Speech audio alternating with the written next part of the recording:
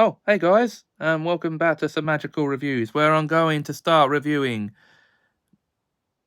every Oz film there is for the next line of episodes. Well, to be perfectly frank and honest, other episodes will be sprinkled in between them. So let's start with my review of 1939's classic, The Wizard of Oz.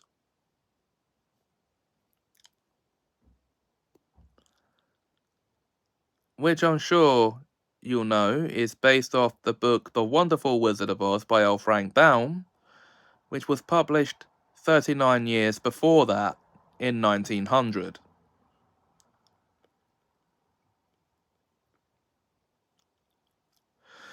Basically, it tells the story of Dorothy Gale, played by Judy Garland, who lives on a farm in Kansas with her Aunt Em and Uncle Henry. And one day, she and her dog Toto are caught in a gale or in a cyclone, which sends them off into the magical land of Oz, the merry old land of Oz, where she meets these funny little characters called the Munchkins, and she is also greeted by Glinda, the Good Witch of the North.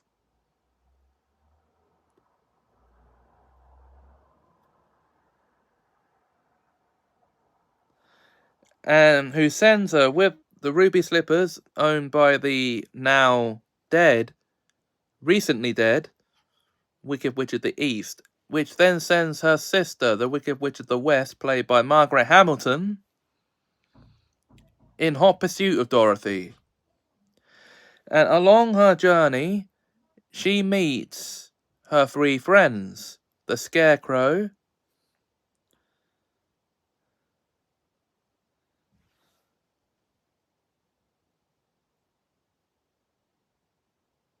played by Ray Bolger, who joins her on her journey in search of a brain. The Tin Woodman, or the Tin Man, as he's known in the film, played by Jack Haley, who joins her on the journey in search of a heart, and the Cowardly Lion,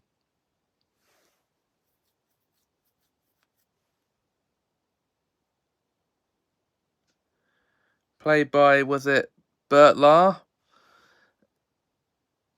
who's in search of courage, so joins them on their journey. And every step of the way, the Wicked Witch is following them. They do make it to the Emerald City where the wizard lives, only to find out that he's not a great wizard, and will only grant them what they want. Dorothy's just looking for a way back to Kansas. Will grant them what they want if they do but one thing for him: kill the Wicked Witch.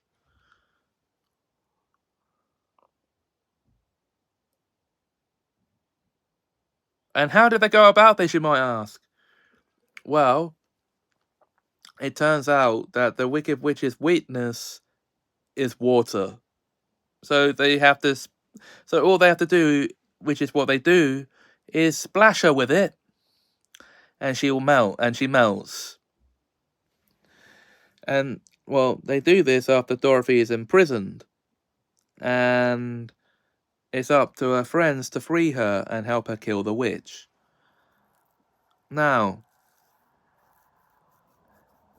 in the end, they all get what they came in search of, but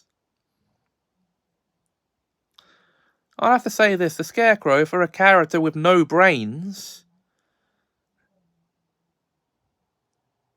based on the character in the book, is actually the smartest character of them all.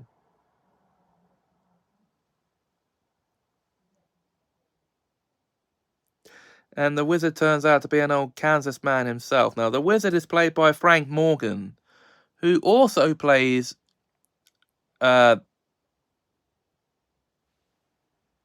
cabbie and the door guard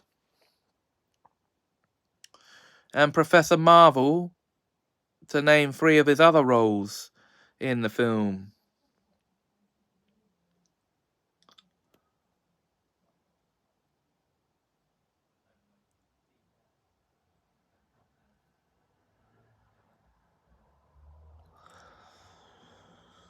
So, Frank Morgan actually plays 5 characters in the film. I just can't remember who the 5th character is. So,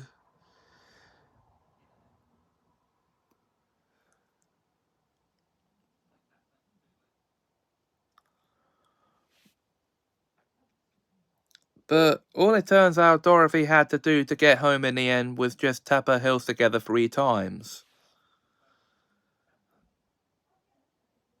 Okay, so that's the basic plot of The Wizard of Oz.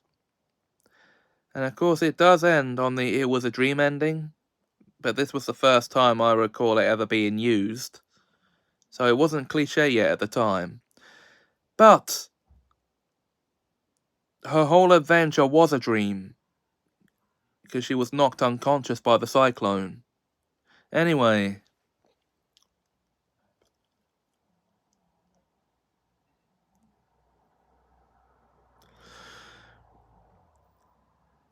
it is one of my favourite films of all time, this one. And it has such musical numbers as the Lollipop Guild, or the Munchkin song, Ding Dong, the witch is dead, and You're Off to See the Wizard, among others.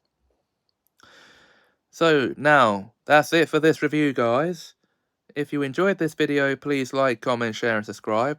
Next time, I'll be reviewing